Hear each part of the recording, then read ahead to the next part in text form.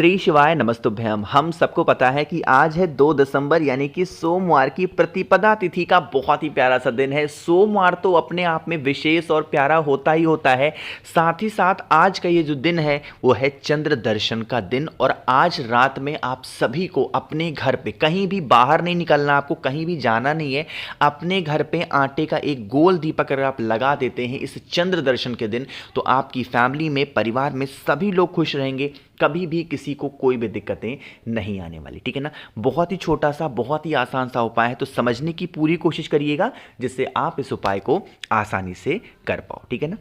देखो, सबसे पहले यहाँ पे आप सभी को आटे का दिया दिख रहा है। 5 दीपक भले ही दिख रहे हैं लेकिन हमें 5 नहीं लेना है, हम सभी लोगों को मात्र 1 दीपक लेना। ठीक है ना। अब दीपक तो हमने आटे का ले लिया, लेकिन लगाना कहाँ पे है? जैसा कि आपको पता है आज है सोमवार का दिन, और दिन कौन सा है? चंद्र दर्शन, यानी कि आज के दिन चंद्र दर्शन करना चाहिए। तरीका समझो। जो आपके पास में आटे का दिया है ना, उस आटे के दीपक को पहले क्या करेंगे, थोड़ा सा चंद्र देवता की रोशनी में, ध्यान रखिएगा हमें ऐसे नहीं लगा देना, चंद्र देवता की रोशनी में। अब आप चाहो तो इस उपाय को अपने घर की छत पे कर सकते हो, आप चाहो तो इस उपाय को अपने घर के वरामदे में कर सकते हो, पोर्च पे कर सकते हो, या फिर घर के बाहर भी कर सकते हो। कहने का मतलब क्या है, जब आप उस दीपक को जला रहे हो, प्रज्वलित कर रहे हो, तो चंद्र देवता की जो रोशनी है, आज चंद्र दर्शन का दिन है, तो चंद्र देवता की जो रोशनी है वो उस दीपक के ऊपर पड़ना चाहिए। ठीक है ना, समझ रहे हो। अब ये चावल हो गया। चावल जो आपने रखा है, इसी चावल के ऊपर आपको क्या करना है, जो दीपक है आटे का, उस दीपक को रख देना है। अब जलाना कौन सी बत्ती है? इस दीपक में आपको लगाना है गोल बत्ती का दिया। कौन सा? गोल बत्ती। क्यों? क्योंकि हम यह दीपक किसके लिए लगा रहे हैं? चंद्र देवता के लिए लगा रहे हैं, ताकि हमारे घर में सुख शांति बनी रहे। जितनी शीतलता चंद्र देवता में है, उतनी शीतलता हमारे भी घर में हो। इसीलिए चंद्र देवता के लिए क्या कर रहे हैं, आज हम इस दीपक को लगा रहे हैं। ठीक है ना। आपको क्या करना है, चंद्रमौली महादेव या फिर चंद्रेश्वर, दोनों में से कोई भी नाम जो आपको प्रिय लगता हो, आसान लगता हो, या तो चंद्रमौली महादेव या तो चंद्रेश्वर महादेव के नाम से आपको इस बत्ती को क्या करना है, जलाना होगा। ठीक है ना। जब आप इस दीपक को जलाएंगे, जलाने के बाद में हमें महादेव का एक और नाम बोलना है, और वो नाम होगा 1 चुटकी काला तिल लेकर के, और उस 1 चुटकी काले तिल को जलते हुए दीपक के अंदर डाल देंगे, तुम रुकेश्वर महादेव। देखो तरीका समझिए, गलतियां मत करना। जब आप इस दीपक को जलाओगे तो चंद्रमौली महादेव या चंद्रेश्वर महादेव के नाम से जलाएंगे, लेकिन जब आप उस काले तिल को अपने घर की समस्या, अपने घर की प्रॉब्लम को कह करके जलते हुए दीपक में डालोगे, तो किसका स्मरण करेंगे?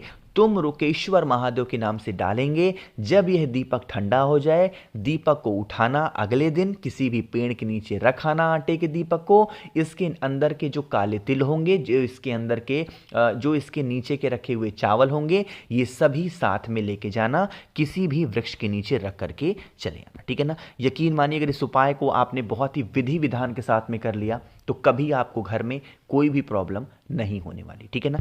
तो करिएगा। बाकी पहले को हमने उपाय की बात कर ली है, आगे बढ़ते हैं अब इस वीडियो के हम लोग अपने दूसरे उपाय की तरफ। और ये जो दूसरा उपाय है वो आपको करना है रुद्राक्ष के साथ में। अभी तक मैंने 5000 से ऊपर लोगों को रुद्राक्ष भेज रखा है, लेकिन अभी रुद्राक्ष ऐसा कोई ऑफर नहीं है, तो मुझे मैसेज मत करना। सिर्फ ये उपाय समझाने के लिए आपको छोटा सा उपाय बता रहा हूं। देखो, ये वही रुद्राक्ष होते हैं जो मैं लोगों को भेज देता हूं, लेकिन यहां पे हमें जरूरत पड़ेगी ऐसे माला लगा हुआ नहीं, ऐसे ओपन रुद्राक्ष। बात करते हैं कि भैया रुद्राक्ष तो हमारे पास हैं जो आपने भेजे थे, या फिर हमने कहीं से लिए हैं। कुछ तो रुद्राक्ष हमारे पास सीहोर के भी, कहीं के भी रुद्राक्ष हो, कितने भी मुखी हों, आप इस उपाय को करेंगे। सबसे पहले फायदे समझ लो, फिर आगे बात करते हैं। देखो, जैसे मान लेते हैं कि आप कोई भी चीज घर का उठाते हो, कोई भी सामान उठाया आपने, कहीं पे भी रख दिया है ना, और रखने के 2 ही मिनट बाद आप भूल जा रहे हो, यानी कि चाहे आप हो या आपके घर का बच्चा हो, उसकी याददाश्त कमजोर है, उसकी जो याद करने की क्षमता है वो कमजोर है, उसकी जो आई साइट है, आंखें हैं, वो चश्मा लगाता है, देख नहीं सकता ठीक से, तो उसकी आंखें अगर वीक हैं तो भी आप इस उपाय को करेंगे। मेरी बात समझ में आई क्या? देखो, ऐसे रुद्राक्ष लेना। आपको पता है रुद्राक्ष के अंदर क्या होता है, एक होल होता है। मैं इस फोटो को जूम कर रहा हूं, है ना, आपको ज्यादा समझ में आएगा। ठीक है ना। देखो, मैं यही रुद्राक्ष मैंने भेजा है, ये 9 मुखी रुद्राक्ष है। अब यहां पे देखो क्या है, ये होल आपको दिख रहा है। अब इसी होल की हमें ज़रूरत पड़ेगी। अब क्या करेंगे, इस रुद्राक्ष को उठाना। अब आपके घर में से जहाँ से भी चंद्र देवता के आपको दर्शन हो रहे हो, जहाँ से भी हो रहे हों, चाहे आपको अपने छत के टेरेस पे जाना पड़ रहा हो या फिर ज़मीन पे, पोर्च पे, कहीं से भी हो रहे हों, आपको उस रुद्राक्ष को लेकर के जाना है और उसके अंदर की जो होल होगी उसी होल से आपको चंद्र देवता के दर्शन करने हैं। ठीक है ना, क्या करना है, उसी होल से चंद्र देवता के दर्शन करने हैं। दो चांद ऐसे होते हैं जो बहुत महत्वपूर्ण होते हैं। एक तो पूर्णिमा का चांद होता है, तो इस उपाय को पूर्णिमा के दिन भी किया जाता है, और जिस दिन चंद्र दर्शन का दिन होता है उस दिन भी आप इस उपाय को करते हैं। तो आपकी जो याददाश्त होगी वो तो स्ट्रांग होती है, वो तो तेज होती है। साथ ही साथ अगर आपकी आंखें वीक हैं, कमज़ोर हैं, चश्मा लगाते हो, तो वो आंखें भी आपकी जल्दी जल्दी रिकवर होंगी और आपका जो चश्मा है वो उतरने के चांसेस बहुत ज़्यादा बढ़ जाते हैं। ठीक है ना, लेकिन कब करना है उपाय को, जब आपको लगे चंद्र देवता की रोशनी थोड़ी सी तेज है, थोड़ी सी अच्छी है, तो कर लीजिए। ठीक है ना, बाकी 7 से 8 के आसपास करोगे तो ज़्यादा अच्छा है। तो यहाँ पर हम लोगों ने 2 उपाय की बात की है। आगे बढ़ते हैं अब इस वीडियो के हम लोग अपने तीसरे उपाय की तरफ, जो कि आपको करना है बेल पत्र के साथ में, और यह उपाय होगा लड़ाई के लिए, है ना। जैसे लड़ाई के लिए मतलब ये नहीं कि लड़ाई करवाने के लिए ना, लड़ाई छुड़ाने के लिए, कि मतलब घर में सारी चीज़ें अच्छे से हों, कोई भी घर में क्लेश ना करे। लेकिन उससे पहले जल्दी से करिए वीडियो को लाइक, और जिसने अभी तक चैनल को सब्सक्राइब नहीं किया तो करेंगे चैनल को ज़रूर सब्सक्राइब। ठीक है ना, देखो सबसे पहला काम क्या करेंगे, आपको ज़रूरत पड़ेगी एक बेलपत्र की। अब मान लो कि इस वीडियो को आप रात में देख रहे हो, 8 बजे देख रहे हो, 9 बजे देख रहे हो, तो कैसे लेके आओगे बेलपत्र, नहीं मिलेगी ना।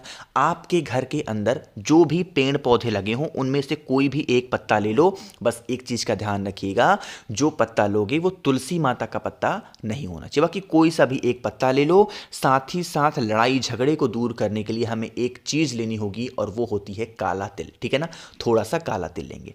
जो भी पत्ता आपने लिया है उस पत्ते के ऊपर क्या करना है, उस काले तिल को आपको रख देना है। जैसे मैं रख रहा हूं, आपको भी इसी तरीके से उस काले तिल को, चाहे बेल पत्र लिया हो फिर कोई भी पत्ता लिया हो, यहां पे रख देंगे। इस बेल पत्र को उठाना और पहुंचेंगे सीधा महादेव के शिवलिंग के पास में। ठीक, सबसे पहले 1 लोटा जल चढ़ा देना महादेव के शिवलिंग के ऊपर, श्री शिवाय नमस्तुभ्यम का जप करके। अब एक नाम यहाँ पे मैं लिखने जा रहा हूँ, उस नाम को आप नोट करना चाहो तो नोट कर सकते हो, और वो नाम है श्रम और भेश्वर महादेव। कौन से नाम है, श्रम भेश्वर महादेव के नाम से जो आपके पास में बेलपत्र है जिस पर आपने काला तिल रखा है, फिर जो भी पत्ता आपके पास में है जिस पर आपने काला तिल रखा है, श्रम भेश्वर महादेव के नाम से अगर उस व्यक्ति का नाम और गोत्र बोल के आप यह उपाय अपने घर के शिवलिंग के ऊपर शाम के टाइम पे प्रदोष काल के बाद में कभी भी कर लेते हैं, तो आपके घर में कभी लड़ाई झगड़े नहीं होंगे, कभी क्लेश नहीं होगा, और पूरी फैमिली, पूरा परिवार आपका खुशी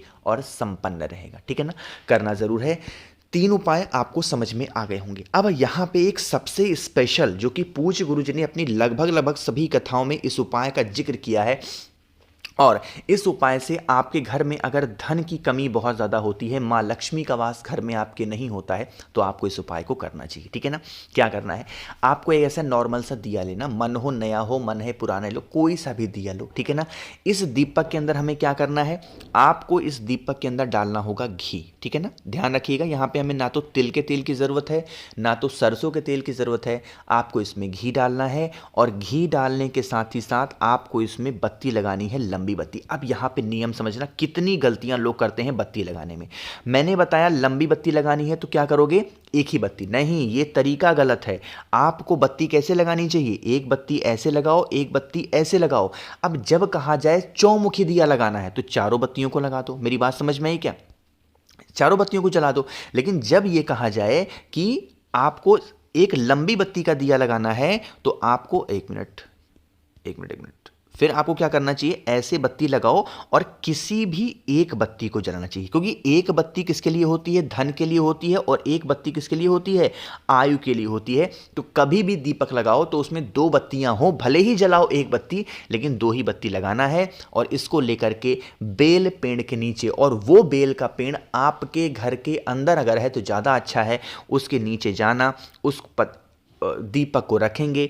जो आपने लंबी बत्ती का दिया है उसको अगर आपने सोमवार के दिन शाम के टाइम पे प्रदोष काल में लगाना स्टार्ट कर दिया, लगातार 3 से 4 सोमवार लगा दोगे, धन की कमी कभी आपके घर में नहीं होगी, माँ लक्ष्मी का वास हमेशा घर में बना रहेगा। तो मैंने कोशिश की आप सभी को आज सोमवार के दिन, चंद्र दर्शन के दिन बहुत ही प्यारे से स्पेशल से उपाय को समझाने की। तो वीडियो पसंद आई हो तो लाइक करिएगा। कुछ पूछना है, नहीं समझ में आया, नीचे कमेंट सेक्शन में पूछ सकते हैं। और मेरे जितने भी भाई बहन आवाज़ आज मेरी पहली बार सुन रहे हैं, चैनल को ज़रूर सब्सक्राइब करेंगे। श्री शिवाय, नमस्तुभ्यं।